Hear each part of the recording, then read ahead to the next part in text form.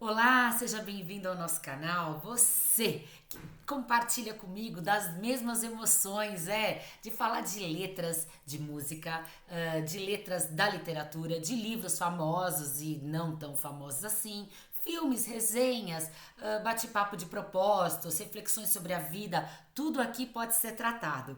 E eu faço questão da sua presença. Hoje eu nem vou começar falando de like nem de inscrição, hein? Vou já direto ao ponto.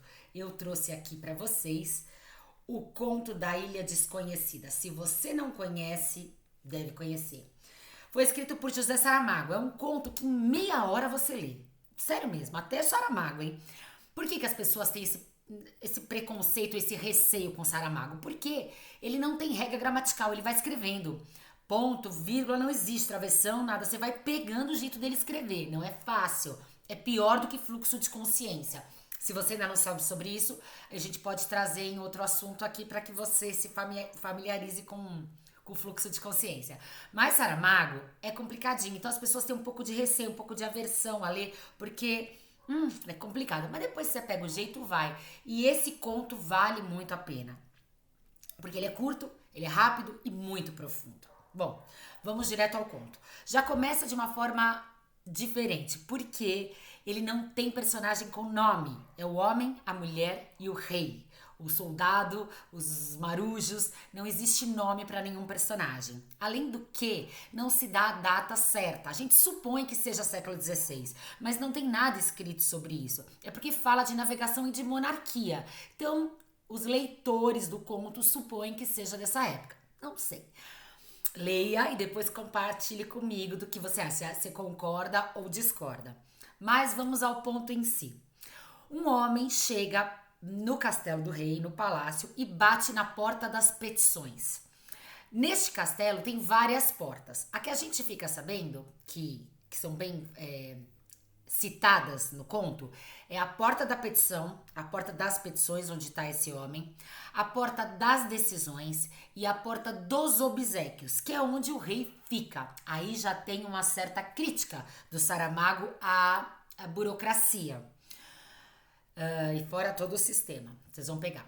O rei fica sentado na porta dos obséquios, mas não é porque ele faz obséquios, é que ele recebe os obséquios em agradecimento daquilo que ele fez. Então é mais ou menos a porta dos presentes. Ele fica lá parado nessa porta dos presentes enquanto as outras ficam vazias. As pessoas que querem pedir algo vão na porta das petições.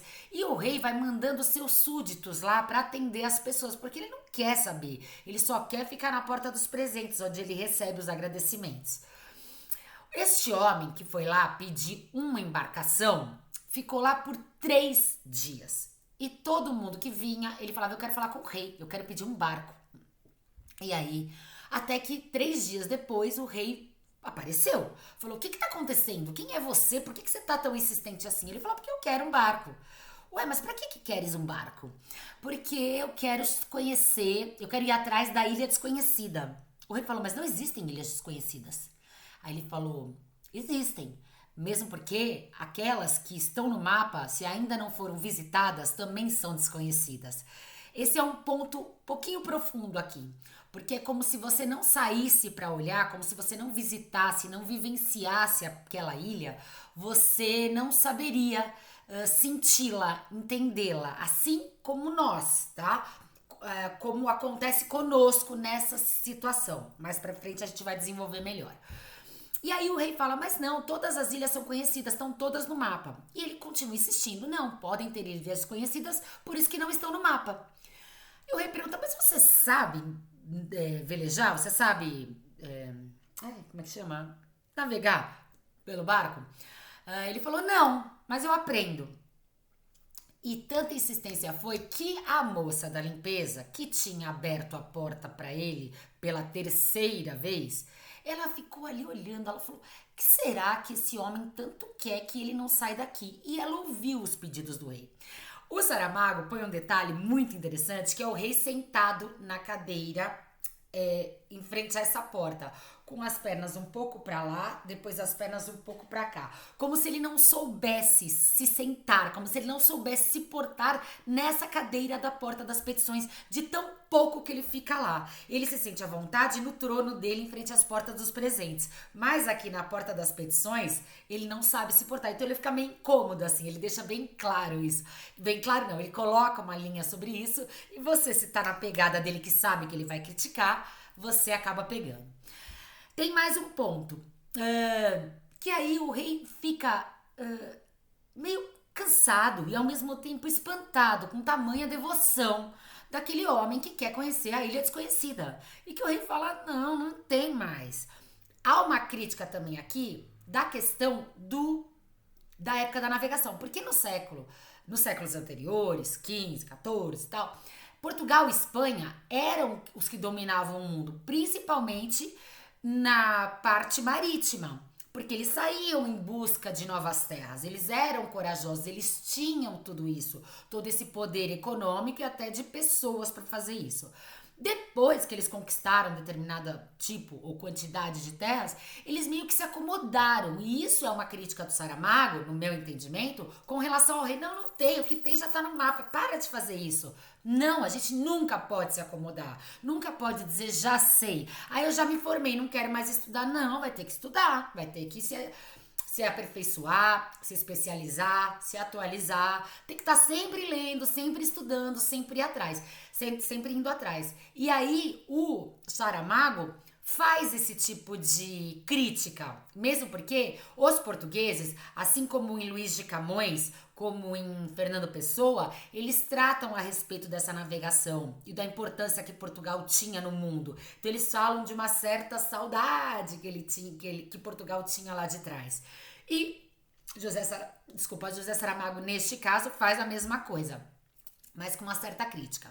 Bom, aí o rei pega e manda um bilhete e fala, chega lá no pier, lá no porto, e dá lá pro meu marujo e fala que pra escolher uma embarcação lá, você que sabe. E ele pega e vai. E as pessoas que estavam atrás dele começaram a ficar atrasadas, né? Porque o rei não vinha, ele não ia embora e começou a aumentar a fila. E todo mundo ficou espantado com tamanha dedicação desse homem, com tamanho coragem, persuasão, força de vontade mesmo para um sonho que ele tinha. Isso foi tão forte que conforme ele foi indo pro pier, lá pro porto, onde ele ia conseguir essa embarcação que o rei tinha autorizado, e mesmo assim o rei disse pra ele, eu te dou a embarcação, mas os marujos você vai ter que arranjar, tá? Ele, tudo bem. A força de vontade dele foi tamanha, ele teve tanta determinação que isso impactou a mulher da limpeza, que é a moça da limpeza, que também cozia, também cozinhava, também fazia de tudo no palácio. E essa moça que foi a última a abrir a porta para ele, que ficou ouvindo a história e se deliciou ou se admirou com a postura daquele homem, sabe o que ela fez? Ela saiu do palácio e foi atrás dele. E sabe por que porta ela saiu? Pela porta das decisões. E ela chega e fala isso pra ele quando chega lá no pier que encontra com o homem da embarcação. Ele fala, mas e se você quiser voltar? Ela falou, não vou voltar. Eu saí pela porta da embarcação. Ou seja, ela tinha tomado uma decisão. As mulheres têm muito esse perfil. Quando elas tomam uma decisão, elas raramente voltam atrás. Por isso que é difícil elas tomarem a decisão. Porque elas vão vendo prós e... Isso eu não tô generalizando, tá? Tô dizendo as mais experientes, as mais conhecedoras de si e tal. Claro que tem muita infantilidade, muita imaturidade, que acabam pondo os pés pelas mãos. Mas conforme você vai ficando mais velha, você vai percebendo que isso é necessário. Então você vai analisando, refletindo um pouco para depois tomar a decisão que você precisa. Bom, ela saiu, foi atrás dele. E ele falou para ela assim, quando ela chegou lá, ela já viu o barco que ela queria. Ela já tinha tomado a decisão e estava tomando de novo. E ele, enquanto estava conversando com o marujo lá do rei, falou que precisava ir atrás dos demais componentes da embarcação. E deixou a mulher lá. Ela entrou na embarcação que ela quis e falou que era a que o rei tinha dado e não era das melhores mesmo. Tava suja, tava com a vela meio rasgada, tal. E o que ela foi fazendo enquanto ele foi atrás dos marujos? Ela foi limpando e foi costurando a vela para que ele saísse na embarcação. Ele foi até a cidade, perguntou para várias pessoas, explicou o que ele queria, mas as pessoas falaram: não, eu não quero, nem sei o que é, nem sei para onde você. Oh, meu Deus, de novo, a pessoa fala com as mãos, né? Não consegue segurar o microfone. É, nem sabe o que é, nem sei para onde você vai, você nem sabe velejar, não sabe fazer nada. Tem um destino, eu não vou. E ele não conseguiu ninguém. Voltou desanimado para casa, bem desanimado, pro barco, bem desanimado. E ela tava lá já com o barco limpo e com as velas todas costuradas. E ela começou a conversar com ele e percebeu, e olhava para ele e falava assim: realmente esse homem não quer nada a não ser essa ilha desconhecida. Ele não vê a minha força de vontade, a minha decisão de estar aqui, o meu empenho de estar com ele. Porque ela falava: vamos só nós dois então, tá tudo bem. Aí ele: não sei e tal, meio, sabe assim. Ela falou: ué, mas na primeira dificuldade você já desiste, já fraqueja? Ele fala: não, a primeira dificuldade foi aquela de 3 dias lá esperando o rei e eu fiquei. Então, mais um motivo para ele ficar agora e ir somente com ela lá atrás da ilha desconhecida. E um ponto que ele disse pro rei, que forçou ainda mais, que abalou ainda mais a estrutura do rei, foi que ele falou: eu quero saber como eu vou me sentir quando eu chegar na ilha desconhecida. Então esse conto tem 3 pontos muito importantes: a viagem, o amor e a decisão.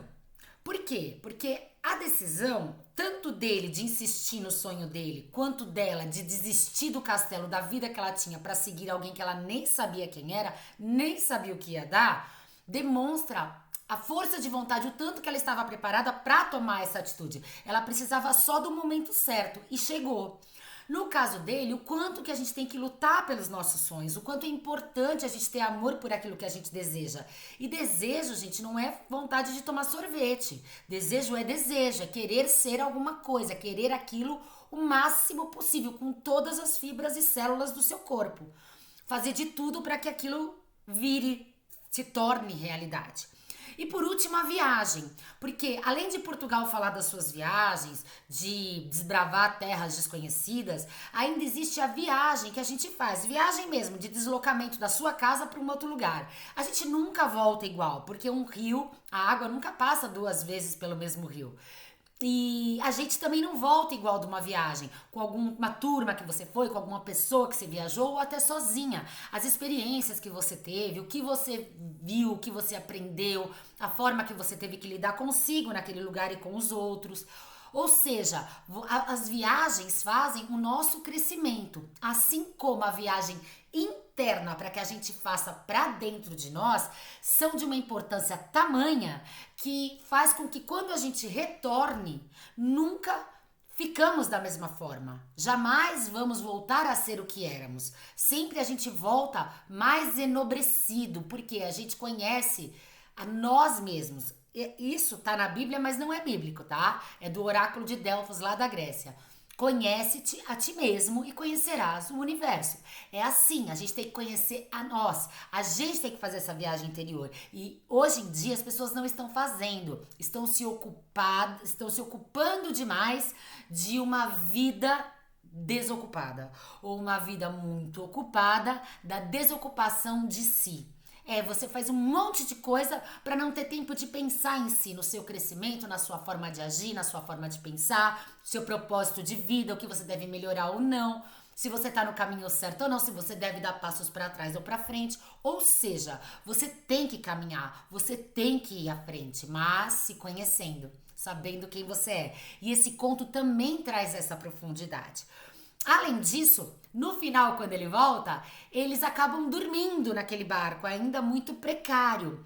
E lá, cada um vai para um lado, né? Ela nervosa, porque ele só olha pro barco e não pensa nela, e ele vai pro outro. E lá ele sonha que ele conseguiu gente, ele sonha que tem animais no barco, tem plantas, tem comida, enfim, a coisa boa. Eles chegam no lugar onde eles queriam, enfim, essas coisas todas que ele começa a sonhar daquilo que ele queria. E acontece com a gente também. Quando a gente quer muito uma coisa, a gente acaba sonhando com aquilo. E quando eles acordam, eles estão juntos, na mesma cama, abraçados.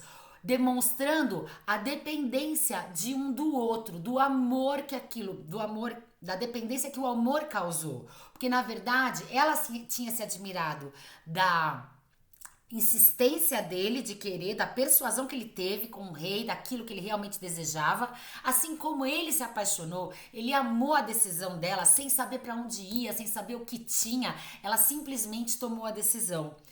Isso demonstrou para os dois que eles tinham conhecimento de si e que eles podiam partir para uma nova aventura, porque ambos precisavam se conhecer, ambos precisavam saber quem eles eram na ilha desconhecida, que a ilha podia ser mesmo um pedaço de terra rodeado de água, ou podia ser a ilha interna que existe aqui dentro de nós. E eles precisavam vivenciar essa experiência junto para que eles se conhecessem e, enfim, se unissem para criarem um ser maior que os dois, ou seja, eles, o casal. Então, você pode ver que esse conto do Saramago tem várias coisas pra gente interpretar, vários pontos, vários pontos de vista, várias formas de se pensar, várias maneiras de se interpretar. Essa foi a minha, diante de tudo que eu li, diante do que eu entendo da história, do que foi, da saudade que Portugal tinha daquela época, que eles eram desbravadores, um dos primeiros do mundo e tudo mais. Assim como também a necessidade do ser humano, que desde aquela época tem que fazer essa viagem para a Ilha Desconhecida, tem que conhecer, não pode se acomodar, não pode ficar na zona de conforto do conhecimento. A gente tem que se conhecer cada vez mais, assim como tem que conhecer as coisas do mundo. Ai, não quero saber disso porque eu já sei bastante, porque eu já estudei demais. Não, tudo é um motivo. Se alguém chega para você para falar de barco, entenda o que é o timão, qual é a marcha, onde liga, o que é a proa, o que é, enfim, a âncora. Vá saber. Se é sobre carro, tenta entender o motor, quantos cavalos, o que é o pneu, o que é melhor, o que é pior. Enfim, coisas que você vai tendo que descobrir. Esses exemplos que eu tô dando são práticos e muito simples, mas existem exemplos muito maiores. Vamos entender sobre a intensidade humana, sobre a complexidade do ser humano. Além do que, a diferença daquela mulher daquela época, que ela chega a falar para ele no conto: um homem só se torna verdadeiro quando ele conhece a si próprio. Um negócio assim, ela fala assim, os filósofos lá do palácio que falavam disso. Mas você é homem, você consegue entender o que eles falaram? Porque eu sou mulher, ela fala, eu não entendo. Então, naquele mundo, daquela época, a mulher ainda era colocada num ponto inferior ao homem. Ela não podia sequer filosofar a respeito. Não é que não podia, ela nem sabia, foi criada para não. Então, como é que ela vai filosofar? Não faz parte da mente dela, aquilo não pertence a ela, então ela deixa de lado. E a evolução que nós tivemos, todas as conquistas que nós tivemos até agora, a gente tá fazendo uso delas? A gente tá refletindo, tá pensando, tá escrevendo, tá expondo as nossas opiniões, embasado em fatos que a gente conhece, que a gente experimentou, ou então em teses que a gente tenta defender? Ou você tá simplesmente navegando em ondas, em mares tranquilos, sem ondas perturbadoras, porque afinal você já chegou até aqui e você não quer mais? Não pode. Até o último dia de vida, até o último respiro, você tem que aprender. Tá aqui um dos propósitos da vida do ser humano, de todos os seres humanos, é aprender com a sua existência aqui, com a sua encarnação aqui na Terra. Vários motivos a gente tem para estar aqui, e um deles é aprender. Para que se a gente vá para outro lugar e nunca mais volte, ou se a gente volte para cá, a gente volte com mais sapiência, com uma diversidade de conhecimentos de quando a gente chegou aqui. Por isso, arrisque-se, leia Saramago. Ele é diferente, ele é irreverente, mas vale a pena você conhecer. Você vai poder debater não só o tema deste conto, mas a forma dele escrever. Como é totalmente aleatório, assim, é diferente. Vocês vão ver, não tem ponto nem vírgula. Não perca a paciência no início, insista, insista. Se é uma coisa que você quer, insista, para você aprender a ler vários autores e poder saber se você não gosta ou não. Se você não chegar a ler, você não vai saber, você só vai ter base de outras pessoas, quando na verdade você precisa ter a sua reflexão. Ok? Espero que você tenha gostado do conto, espero que você tenha gostado da resenha. Tem spoiler, como vocês viram, né? Mas vale a pena porque eu contei os detalhes muito en passant. E se você gostou, deixa um like, que isso me ajuda no engajamento, assim como também peço para que você compartilhe esse vídeo com alguém que goste do Saramago, com alguém que precise ler Saramago, com alguém que precise fazer essa viagem interior, para alguém que está na zona de conforto. Compartilhe esse vídeo para que a pessoa veja também. Se você ainda não é inscrito no canal, por favor, se inscreva, que isso também me ajuda muito. Desde já, muito obrigada pela sua atenção. Até mais.